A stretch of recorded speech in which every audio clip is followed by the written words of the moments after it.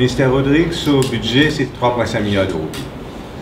Le mission statement du ministère de Rodrigue sur son website, il est là pour soutenir le développement socio-économique de Rodrigue.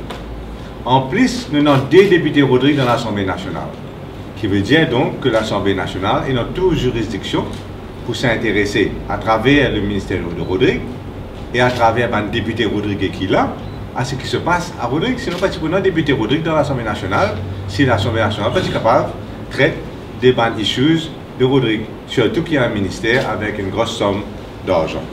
Donc c'est pour cette raison-là donc qui nous intéresse nous, particulièrement à Rodrigue. 50 ans, après 50 ans d'indépendance à Rodrigue, nous constatons c'est que Rodrigue en situation de stagnation économique. En situation de stagnation économique, touristes peut débattre, mais quand nous avons des touristes étrangers, ils recevoir en 2016 seulement 23 000 touristes étrangers. Juste 23 000. Maurice recevoir 1,2 million de touristes.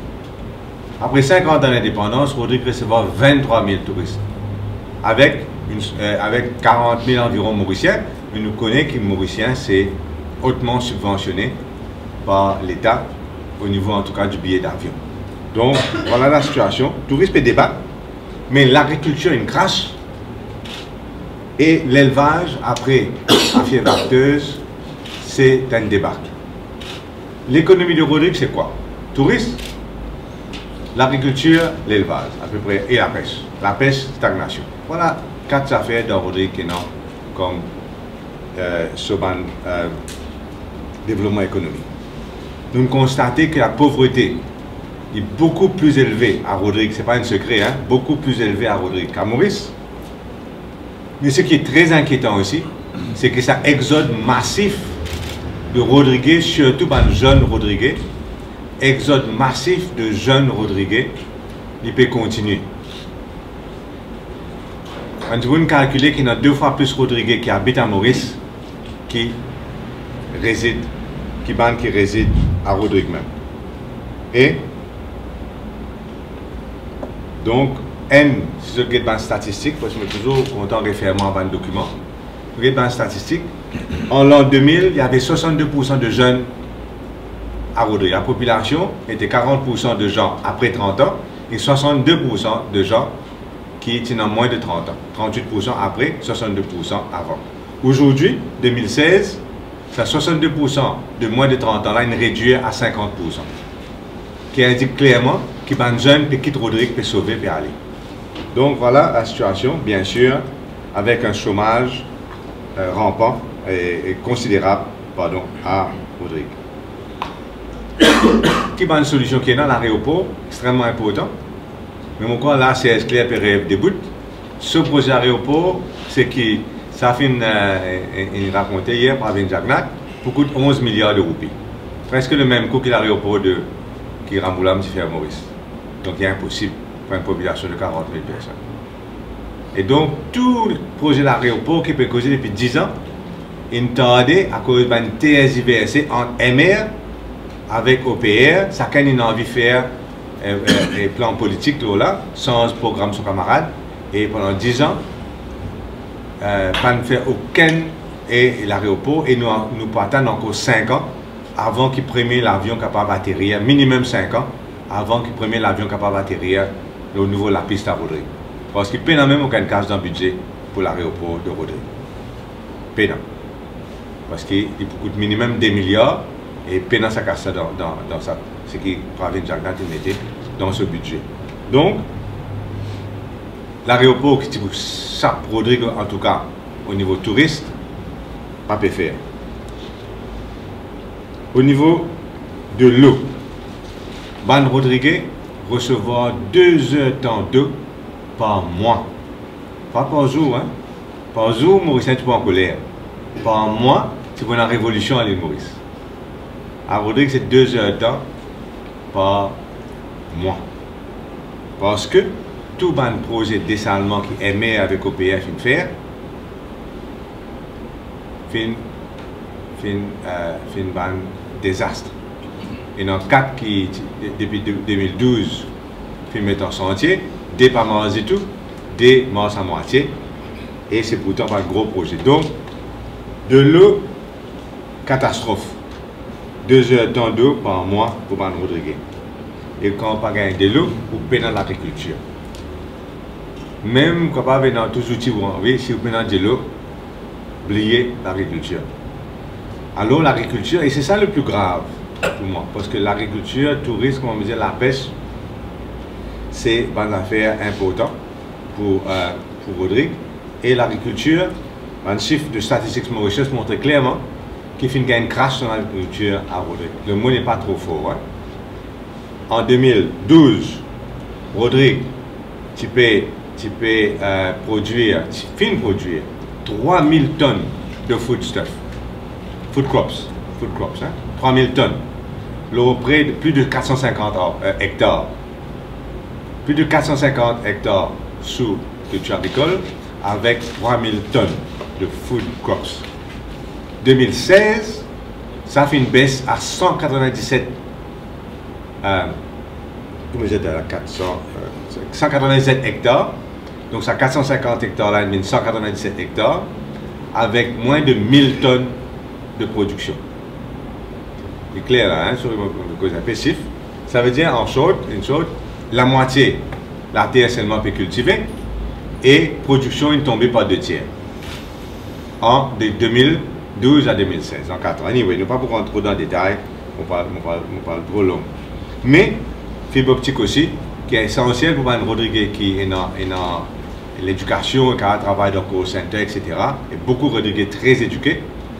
Ça aussi, fibre optique, fin tarder, la moitié entière, prêt pour l'arguer. Mais aussi, moi, je suis très déçu de la performance de Pravin Jagnat. Hier, on n'a pas envie de faire politique. On a envie de montrer que ça, développement économique, la pauvreté, situation difficile, pour tout le monde, ça. Il n'y a pas besoin de faire politique. Et Jagnat, lui, nous très déçus d'une envie de faire un petit politique. Et nous décevons moi beaucoup. En tout cas, la prochaine fois, il n'y a pas besoin de ça sans ça qui est meilleur, moi. Mais ce qui me dit aussi, une autre affaire que Rodriguez plaignait, c'est au niveau de la santé. Il y a un seul gynécologue pour 42 000 personnes. Et quand nous guettons, encore une fois, dans la statistique Mauritius, décès infantile à Rodrigue est beaucoup plus fort que décès infantile à Maurice. D'accord? Donc, la santé, pendant qu'elle y a, on ne parle trop long. On ne parle pas trop à long. Mais l'autre affaire que je veux dire aussi pour Rodrigue, c'est que la population Rodrigue plaint beaucoup d'abus d'autorité de l'OPR, plaint beaucoup de ça. Et second, il y a une accusation très grave de corruption contre l'administration Rodriguez, très grave et persistante de corruption. Une perception là-bas qui bureau l'ICAC est de mise avec ban responsable de la corruption à Rodrigue. Voilà un petit peu au niveau Rodrigue. Juste pour mentionner qu'au niveau de la santé, depuis 10 années, il n'y a aucun projet de développement de santé en termes de centre Area Health Center, whatever, depuis 10 ans. Voilà. Nous rapidement le immeuble de grande hauteur, high rise, que là nous trouvons, pour tout le monde nous trouvons qu'il y a un ministre, mais vraiment incompétent. Hein? Il n'y a pas que non, il n'y a pas que non dans ce secteur. Zéro. Un bombe. C'est même quand même un ministre bombe. D'accord. Hein? Zéro. Pas comprendre, non, il n'y a pas comprendre. Si moi je demande son nom, je besoin de demander sur le papier, qui son nom était. Tellement pas comprendre. Moi je peux calculer what is your full name. Si tu as besoin de sur le papier pour ça. Vous avez montré un ministre bombe comme ça. Mais il montrait aussi, parce que je vais tout mettre au ministre, un laxisme incroyable au niveau de chef pompier. Parce que tout le pays au monde, après le feu de Grenfell, quand il y a 130 personnes, soit mortes, soit encore missing. Parce que dans l'État, ça ne peut pas encore arriver même. 130 personnes, tout le pays au monde fait un audit, spécialement dans le cladding de bâtiment, pour guetter que ça qui a été cladding là, pas servi. Parce qu'il ne peut pas répéter un état. Si l'Angleterre arrive, ça qui est arrivé, Maurice qui arrive. Et nous tous connaissons que dans la cybercité, même cybercité 2, tout ça là, et dans le cladding, et les pompiers, par contre, non, hein. Je peux dire, moi, je suis plus expert que les autres là. Pour dire, je vais checker quelle qualité cladding est là. attention, c'est ça, réno-bond là, ou bien même type de cladding, qui demain, il prend feu, un désastre arrivé. Parce que Maurice, nous prenons tout cas été l'équipement l'Angleterre, non? Et là-bas, il y a 130 mots. Donc, ça est important. Nous avons 65 000 personnes qui travaillent ou bien qui vivent dans un high-rise building à Maurice, c'est-à-dire 4 étages à monter. Et non, 57 du monde là. Aucun bâtiment résidentiel, pas besoin de faire certificat. À Maurice, on a fait un bâtiment contenant 20 étages. Et non, 1000 du monde habité, ou pas besoin de faire certificat. Parce que nous, la loi, encore la loi longtemps, continuant, la case, c'est pas la case. Personne ne change la loi pour dire maintenant qu'il y a un bâtiment de grande hauteur, les autres ont besoin de faire un certificat. Et pour un bâtiment commercial, que du monde travaille, faire un certificat donné une seule fois, après ça, jamais il n'a pas besoin de renouveler. Le bâtiment est capable de 20 ans, capable de délabrer, capable de tout sur le fire equipment fin cassé, il n'est pas besoin. Donc c'est un manquement grave, et c'est pour cette raison-là, moi je dis à la ministre Diogo, mon je comprends même, qui profiter là, Finance Bill peut passer, amène un changement rapide pour réclamer au moins un fire certificate pour tout. Il y a deux affaires d'abord que vous avez faire. Un, c'est qu'il y ait un changement de la loi pour qu'il y ait un fire certificate nécessaire aussi pour bâtiments résidentiels. Second, qu'il y ait un certificat de besoin renouvelable, disons tous les 3 ans, mais tous les 2 ans. Troisièmement, qu'il nous fait un audit, non seulement de tout le cladding, mais de l'état de tout le bâtiment de grande hauteur, immeuble de grande hauteur, high-rise building à Maurice, pour nous connaître qui le manquement était. Est-ce qu'il y a un fire smoke detectors, est-ce qu'il y a un sprinklers, est-ce qu'il y a un fire extinguishers, est-ce qu'il y a un fire door. Moi, je donne une photo. L'hôpital Victoria, même pour moi, qui a une bâtiment fait construire qui est bien haut, ce fire door finit cassé, personne ne peut le réparer. Voilà un petit peu. Et mon papa, mais il y a aussi un bâtiment Maurice qui paie dans escalier de secours, etc. et qui peut opérer sans fire certificate. Et c'est un bâtiment commercial. On prend l'exemple NPF Building à Rosil. Voilà un petit peu. Et je finis pour dire que le gouvernement anglais ignore un avertissement que les habitants de Grenfell ont donné. Maintenant, si le ministre Diogo ignore un avertissement qu'il finit de gagner mardi, mais là, ça c'est pour sa propre responsabilité. Je considère comme sa propre responsabilité personnelle. Je ne vais pas aller répéter les règles que le gouvernement anglais fait faire. Je tout connais le problème du gouvernement anglais parce que d'ailleurs, le maire de Kensington fait démissionner après le feu. Parce que le fait ignore l'investissement, la complainte par l'habitant de Grenfell. Voilà un petit peu. Je viens la drogue, je rejoins tout le monde des autres partis politiques pour dire qu'il est absolument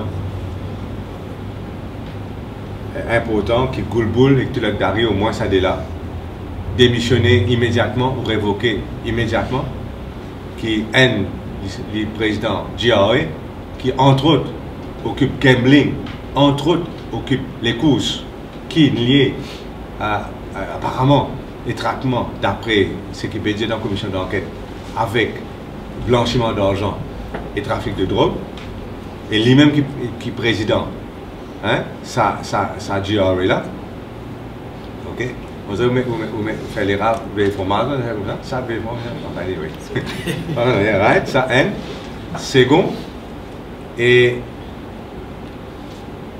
Tulak Dari, qui est quand même vice-président de l'Assemblée nationale, il en a une accusation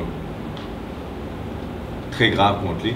Et Goulboul, on pensait qu'immédiatement, vous êtes même si bien en fait de démission, mais au moins, si pas gagné ça, une révocation immédiate.